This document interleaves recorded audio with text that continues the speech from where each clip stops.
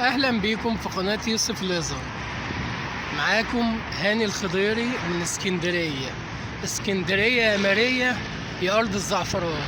اسكندرية مدينة مصرية تقع على ساحل البحر الابيض المتوسط، تمام. تتميز بجوها الجميل في الصيف وفي الشتاء. انا النهارده بكلمكم احنا في الشتاء من على كورنيش اسكندرية، وقدامنا البحر الابيض المتوسط، ويمكن تقدروا تشوفوا انه في سفن في البحر، تمام. وانا بصور ماشي.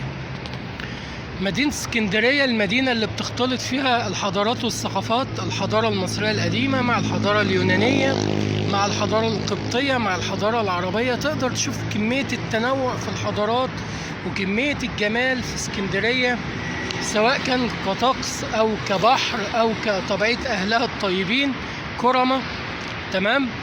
لو انت حابب ان انت تيجي تزور اسكندرية، انا حبيت ان انا اصورها لك. انا